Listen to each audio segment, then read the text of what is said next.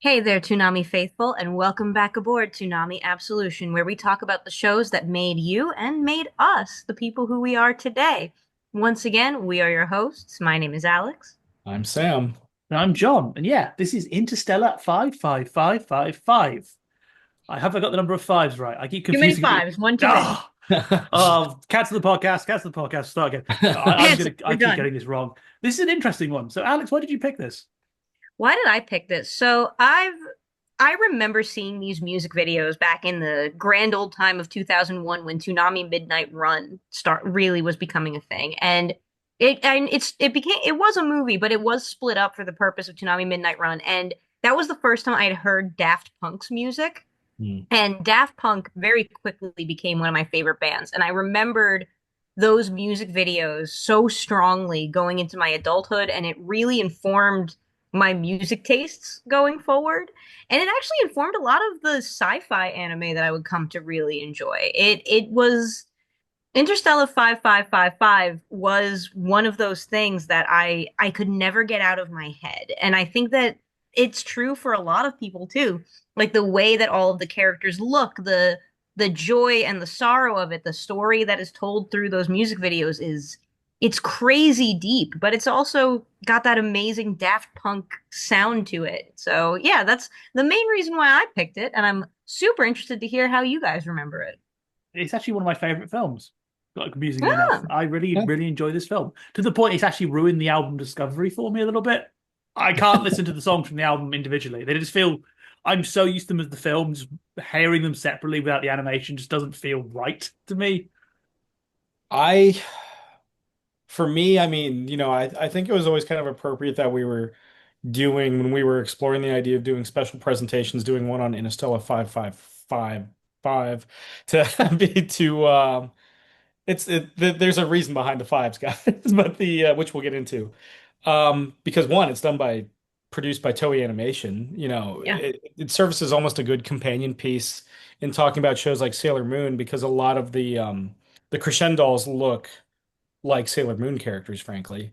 It's got that aesthetic, and yeah, I love Daft Punk, I love Discovery, I love listening to Face to Face or Around the World. All this stuff is just like a digital love. It's all kind of really foundational, and how, yeah, like to John's point, I associate a lot of those songs with, especially like songs like Crescendos, to this movie, and yeah, it's one of the standouts. It's one of my favorite things that Toonami ever broadcast as Be part of its special Before present. we dive in, I did pull a quote for this because I do have a lot of love for it, and it actually fits very much the theme of our podcast. So when Daft Punk was talking about Interstellar 5555, I'm counting off screen. Um, they were talking about how they were inspired by Captain Harlock, who was his own, who had a major Captain Harlock space pirate, his own anime, and they stated that the music we've been making must have been influenced at some point by the shows we were watching when we were little kids. And I think that that quote actually fits really well with what we're doing here on Toonami Absolution. So I wanted to pull that forward. Yeah, I think that actually introduces a very interesting bridge between us because so obviously Leiji Matsumoto was the guy they worked with for this. He is a very famous Japanese animator. He is, I would argue, he's one of those guys who's like he is your animator's favorite animator.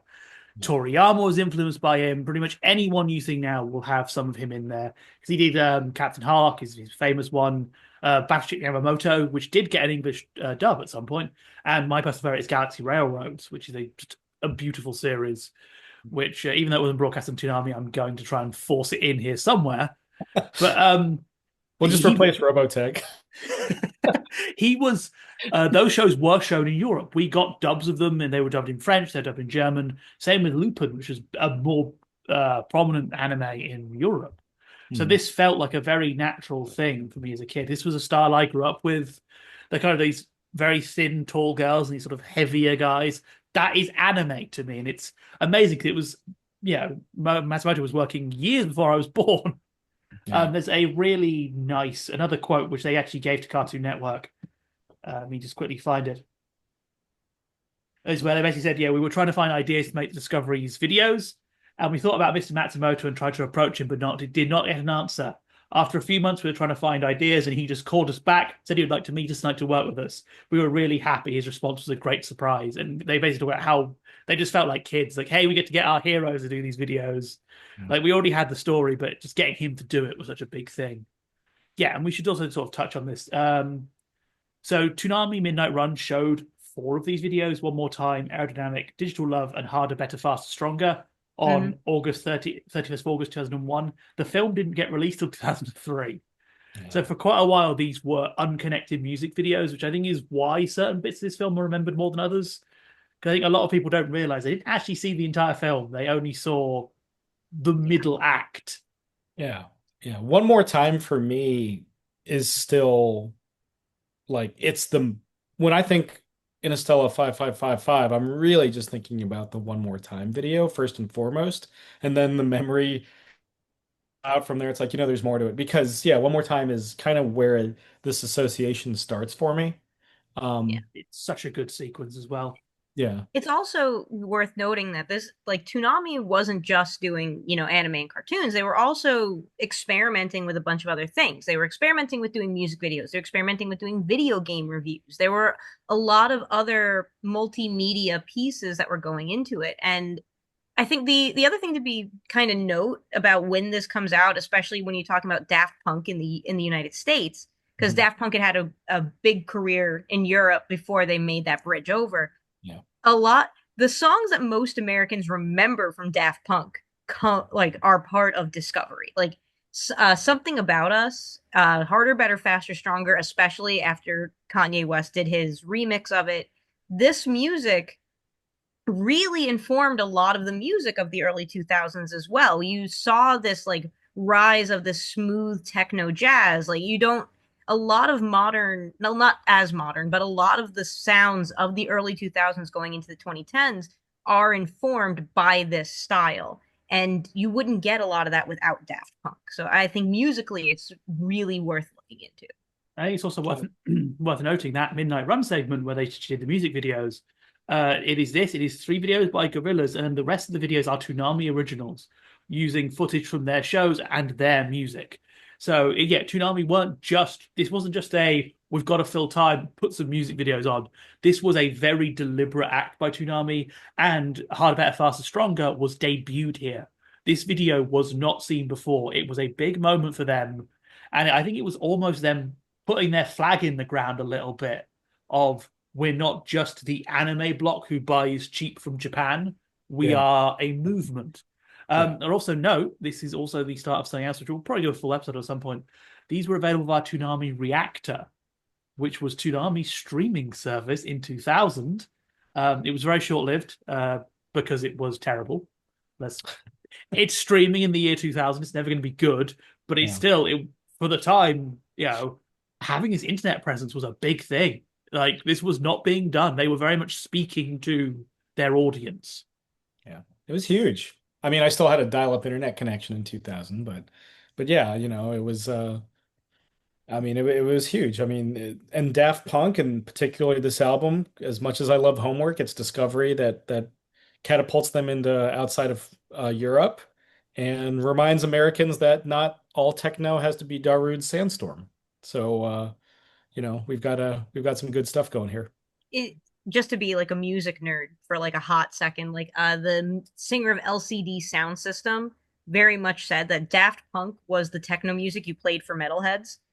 And I think I would agree with that. I think that it makes sense just musically. And the story that they tell in Interstellar 5555 is actually really interesting. And you can get it from the parts of it from those music videos, but the movie itself is beautiful. It's gorgeous. And since John said it's the favorite, like gotta let John have a moment Yeah, about no, it. I think it's a really well done story that tackles quite a lot of big topics, and it does something that's very rare. This is a very rare example of a musical with no dialogue. Hmm. Obviously, there are lyrics to the songs, but we never hear the characters talk, Yeah. and it still does a really good job of doing all this stuff. You get the idea of sort of the music industry being corrupt going through. There's this quite grander sci-fi plot, and even I will say the guy dying is so just well done. Yeah, Huge. it's Yeah. you know It's got some funny moments, I will say. There's some bits of this that personally amuse me. My favorite is the record executive who sets the record for having the biggest office with the smallest TV. Yeah. Um, and also, I love the fact that the guy is basically, he's an Italian, the evil guy's an Italian Renaissance man who thankfully wrote down all his evil plans. Yeah. The Earl de Darkwood. Yeah, I So, mean, yeah, when your name is Darkwood, I think you kind of like, you're obliged, normally determinism, like, oh, I'm going to be a bit evil, haven't I?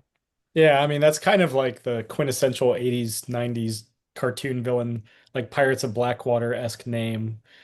Like Earl de Darkwood, who is after who's trying to coerce like what enough musical artists so he gets 5,555 gold records so he can dominate the cosmos. That's where the Yes. number comes from. Um, it's also in the subtitle of the movie because they replace all the S's with fives because of course you would. Yeah. Yeah, so Interstellar 5555, the story of the secret star system, because he's using it. He's basically tunneling into another universe, Yeah. stealing their alien pop stars, bringing them back, putting them in presses, and then selling records for them. He made Mozart, then killed him. Because when you get to the bit near the end, you see all different acts, and it's like Mozart, Bob Dylan. I think one of them is meant to be the Supremes or Diana Ross. I couldn't tell exactly, but it's very clearly riffing on her outfits. Yeah. Yeah. It's Yeah. it's a bit of a plan. Personally, I think you just if you've got that much money, you just press the discs yourself. It it's also it's also very indicative, I think, this movie, the shifting landscape of animation in the West in particular. Like, I think that in because you at the time you had anime that was targeted more at older audiences, but up until a very specific period, and people can forget this too, animated content was as specifically seen as something for kids. Like you weren't going to see a lot of adult animated films. I think the closest thing you had for a while was Who Framed Roger Rabbit, and that was a mixed media film. But this, when it aired and how it aired, showed a very shifting landscape of how animation was being looked at the time. I mean, I was 12 in 2003. I can't really remember a lot of animated films that looked like this or had no dialogue in them. And later on, Pixar would start making things like Wall-E, which has I think maybe a page worth of actual spoken dialogue. But this is a big moment in especially in the West. Oh yeah, keep in mind, like, it's the famous story of Roger Dangerfield wanting to make his animated whatever his dog film was with him as a dog, and it was considered the big. You read the press from that at the time, and that everyone's going, he's lost his mind. He's stupid. That basically the studio said, you will do 15 films for us, and we may consider it because it's going to lose you money. It's going to kill us. Yeah. And it's the idea now. We weren't getting these films. Like obviously, Matsumoto had films. Galaxy Railroads was a film. Harlock had so many films. Yamamoto had a film. But the idea of that coming up, being released outside of Japan, nope, was not happening. Like we'll touch on it when we talk about Gundam Wing. The Gundam films were released, had English dubs, and they were considered absolute failures that were near impossible to get hold of because the only way you get them was if you had a specialist video store that sold import, which very few people did, and those stores didn't last long because they made no money. Yeah. Yeah. Because It's it was too niche also at that oh time. go no go ahead. I was just saying it was too niche at that time. Yeah. Oh yeah, It's also kind of worth noting with Interstellar 555 and the premieres that it made and how and what it did for the animation landscape in general is that it's hard for me to think of it never not being taken seriously in the way that other animated productions were. Like there was something about the presentation of Interstellar that made you want to pay attention to it. And I think that that's that's really, really cool. And you guys can correct me if I'm wrong. I could be totally wrong. It's the first time I remember hearing Western music artists in something that is anime. Like, That because now wasn't like that that wasn't a Linkin Park Dragon Ball Z music video. that wasn't a Linkin Park yeah. Dragon Ball Z music video or like an Evanescence edit of Naruto and Sasuke on YouTube. Like, and or like in the official capacity, because now you have like I think who was it? One Republic is doing the opening for Kaiju number 8, and Mm. Youngblood did the exit, which was wild when I noticed it, but I can't think of a lot of other examples of that. No, they'd all be later on, later dubs, and usually packaged something else. But even that won't start happening until a few years later with Dragon Ball Z, where they Yeah. started really going ham on getting every new metal artist in. Rock Yeah. the Dragon. Yeah. It, Pantera. it Yeah. yeah. Oh, that's a of all the bands, Pantera. Because Yeah. when I think Dimebag, I think Goku.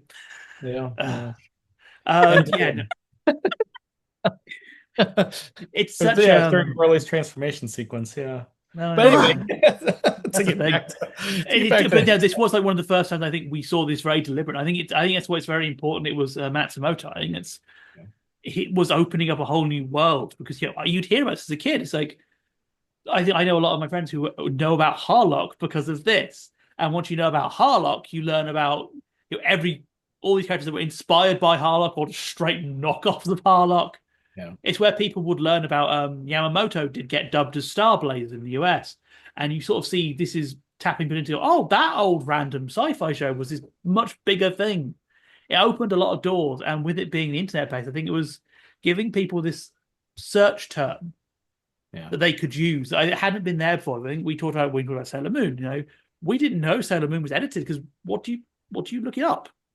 Google wasn't really a thing for a lot of us, and even then, where do you start? Here, Daft Punk were very up forward with a thing. This is by Matsumoto. He is great. He made Harlock. It just opened up this route for people to find other stuff. Yeah. While evoking something that was, if you were an anime fan for years, at that point, I was like, I think I had just turned 17 or something when Interstella finally premiered in its entirety, it just felt familiar. It just felt, but the music felt new and fresh and exciting. What's your favorite musical sequence in the movie? Ooh. That is hard. I think like harder, better, faster, stronger has to be up there. I love Yeah. how much stuff is going on in that sequence. I blame that part of it on its timelessness, is that you have this kind of weird sci-fi technology meeting mini discs and weird arms moving everywhere. It's this mishmash of all these different eras of technology. It's a bit of a Matsumoto signature, actually, if you look at Harlock, of having ships where just a lot of stuff goes on for no real reason. Like my favorite moments of this film is when we see the space trucker effectively, and he's in his room and he goes to the cockpit. His seat goes along a track rather than just getting up and walking 3 rooms. And that's such a Matsumoto thing. Like all these ships have all these functions. They're all going to be moving around to give this sense of action and movement. When they don't really, when you sit down and think, there's no need for that to happen. He could just walk. Yeah. But it's such a thing. And then that has it. That whole factory because it's full of like weird little bits to move them around. It's very Wallace and Gromit, Yeah. dystopian I Wallace and Gromit. I love that. I I think for me it is something about us. I think the way that something about us works in that scene as Shep is dying and the fact that their identities get to be revealed. Also, something about us is my favorite song off of that album, so I could be a little biased, but there is something about the way that the instrumentation works with how the characters move throughout that sequence and how they are able to be that's like the one of the big turning point moments in the movie, and I genuinely think it's one of the best ones. I do, but harder, better, faster, stronger will always stick in my head forever. Yeah. Um, I mean, just for the cosmic spectacle of it, I'm a big fan of Digital Love, Mm. the wormhole or the singularity or whatever, and just and I always love the keyboard outro to that song too.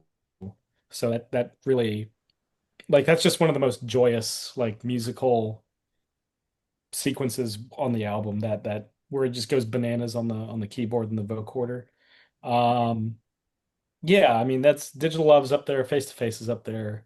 Um, and just the way the whole thing starts with like one more time, it's just like, oh, we're gonna have some fun. I Yeah. I do think we have to mention that it is kind of wild that the harder, better, faster, stronger music video premiered on Toonami and not something like MTV. Oh Like yeah.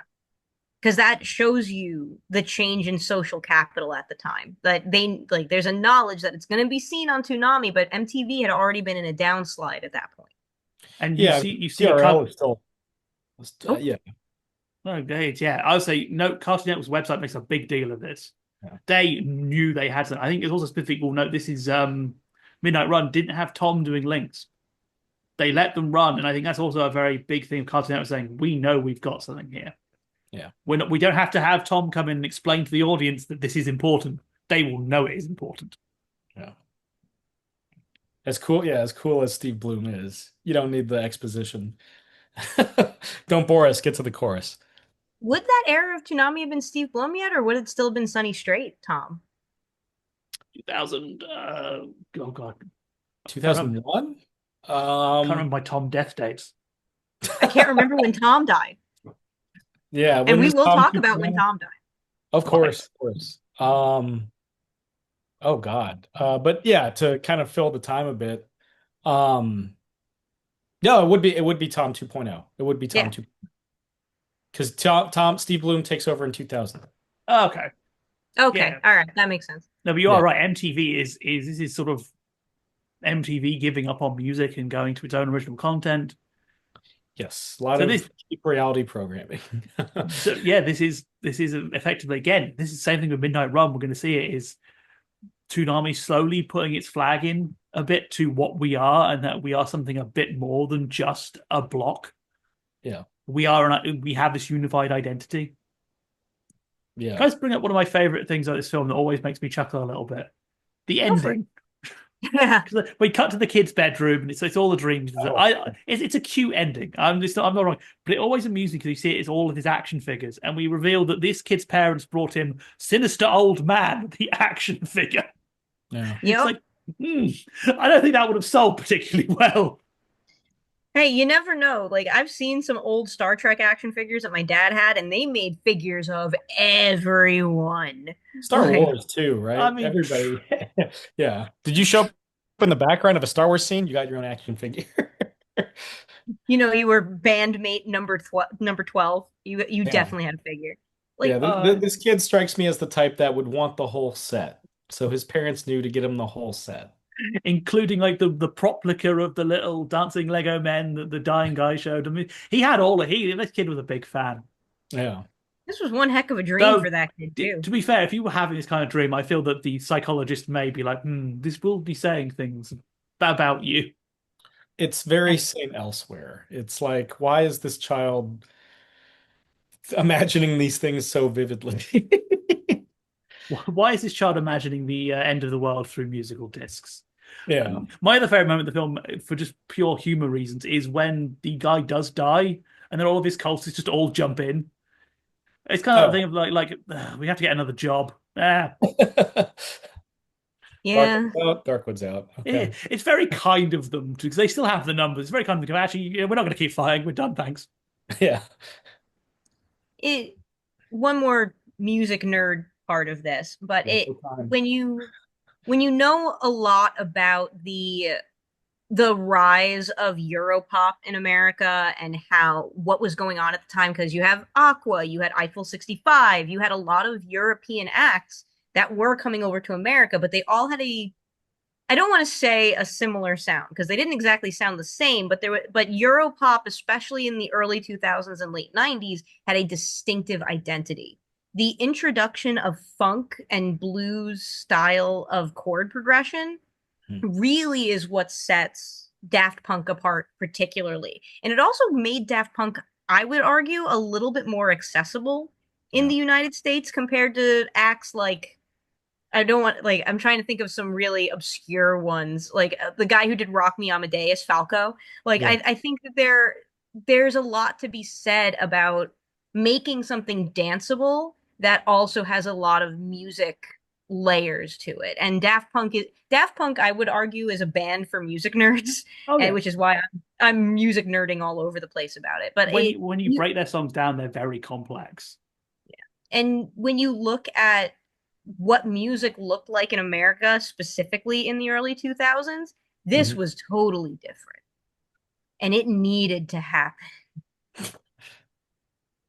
it was a welcome break from oh, Godsmack, Disturbed, like any number of bands, which I loved growing up, but it's like when you know, you needed a break from the Gene Code Jeans and all that and the Hot Topic staples to get into And something new.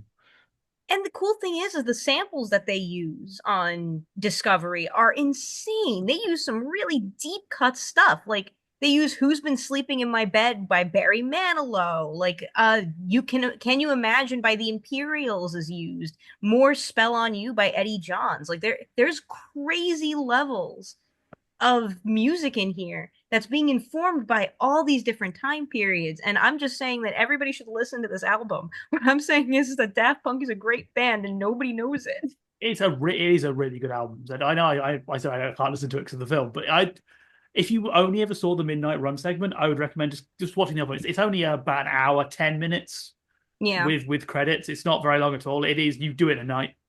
It's very watchable, which I think is testament to it really, because obviously a musical with no words, Yeah. it's a hard pitch, but it's a hard. it's so watchable. Like I've never had a situation where I've had like friends for a movie night and I've put on this film and people haven't had a good time, even if they don't love it to the level I love it. I've never had someone walk out of it. Do we want to talk about the remaster? Yes, whoever did that should be imprisoned for life. It's a crime against humanity. So Uh, bad. yeah, for those who don't know, they did an AI upscale of it, and it's awful. It does mean there is a new member of the Crescendos because you see them for certain frames. Yeah. The DVD and Blu-ray for the Blu-ray from 2008 is still available. It's very cheap. Just buy the Blu-ray. It's obviously I know they say they want it to be a better resolution, but it was hand animated. It's always going to be fixed at that resolution. Yeah. And I also, and not to be controversial, but I do have I have an issue with using artificial intelligence to upscale things like they did in the 4K re-release. Like it doesn't look great, and it looked amazing in its original incarnation. I also have a lot of AI opinions, as I think we all do, Sure. but it just it kind of takes a lot of it takes a lot from it, and it's Well, hard to for describe. yeah, for a movie that's about maintaining the soul and purity of art, to have something up converted by AI. Yeah, and it's not even a good. It's such a like even putting aside AI arguments, it's such a cash grab because it's so badly done. Like Yeah. I refuse to believe no one in that studio saw what it came out as and went, "That's good." Yeah. That was so clearly a man in a suit going, we need to get it out," and it's a travesty. Again, the Blu-ray exists and it's fine. And Yeah. Matsumoto's art has never been particularly high fidelity because he comes from that 70s angle. So I think it looks better. Like watching it on the Toonami TV recording actually really helps it because it Yeah. fits his vision. It fits I mean, it always was meant to have that kind of 70s, and you could argue some of the tracks in on Discovery, a lot of the tracks on Discovery have that 70s Oh, aesthetic anyway. So it's like, oh, this fits. This all congeals. Like it it's feels like blasphemous to watch it on an HD it's TV. like 70s through the lens of Farscape. Like, and I yeah, there's a lot about that 4K release that I have major issues with. Yeah. Yeah. It's I so Yeah. don't. bad. The only thing about how it looks, I will say the outfits in this film are amazing. I believe the kids today would call them gender. That they are just this amazing like the crowd shots. You get this weird mix like 70s, 80s, and early 2000s futurism coming in. It's the amount of detail in those crowd shots where everyone has a different outfit and they all look increasingly weird is just one of my favorite things about this film. Sure. Yeah. I mean, There it's it's just it's a work of art. It's a heck of a way to I wish more I wish they did it for Human After All. I wish they did it for Random Access Memories. Oh my God, Random Access Memories is an album that I will go to the grave saying that it is stone cold perfect. It is the Pet Sounds of Daft Punk albums. I firmly believe that. Oh, Yeah. it's so good. It is, and it's kind of sad that Gorillas never went the whole hog as well. Because Gorillas was in this block as well. We'll probably cover the block on its own at some point. But I'm always gonna be a little bit sad that Gorillas kind of I feel wimped out and never did the entire single film animated video. They just did little ones, which is a I shame think because they tried. it's always gonna be a hard pitch. I think the thing you have to remember with Daft Punk is they were so big in Europe, they could basically throw money at projects and be like, yeah, we want Matsumoto and we're going to stand firm until we get him. Yeah. Just before we end, I want to share something with you. I will watch a TV rip of the block, and you can tell something about Midnight Run not having much money because it has the same three commercials over and over again all night. One of which is for the 2001 Family Expo at the Pensacola Fairgrounds, which I want to share with you what their listing of their events is. They have Mr. McFeely of Mr. Rogers' Neighborhood, VeggieTales, two NASCAR simulators, the Chinese exhibit from the Gulf Coast Exploratorium, free health screenings, and safety inspections. I don't know what they're inspecting. They never specify. But they say safety inspections, then show you a picture of a child. So I presume if you had children, you can get them inspected. They're inspecting safety. It's very clear. It definitely, I will say, killed the mood of me watching that TV replica going, fancy sci-fi. Come to Pensacola and meet VeggieTales. Like, I'm just curious what regionalized, rip of this you got. Presumably the Gulf Coast. Central Florida, like localized. But basically, what it was telling me is if you watch Midnight Run, you want life insurance and a place to take your children. Specifically for safety inspection. To get them, just in case they are secretly blue. That was it. Yeah. If they suddenly started wearing glasses all the time and looking vaguely sedated, that might be the problem. Yeah. How about you, Sam? You got a final thought for us? I mean, it's just, it's one of those things where it's beautiful, it's of its era, but it's something I can always go back to. And like I was saying, I wish Daft Punk did more. I mean, they got an entire movie for the Tron soundtrack, Tron Legacy soundtrack, but yeah, I mean, it's a work of art, masterpiece. Absolutely go and watch it. But now we have reached our docking time, everyone, so it's time to disembark from Toonami Absolution. That is right. We've had a great time re-exploring Interstella 5555 with you all, and we hope you join us again next time for our next big event. So once again, we have been your hosts. My name is Alyx. I'm Sam. And I'm John. And we'll see you next time. Bang. For one more time. One more time. I'm getting copyright struck.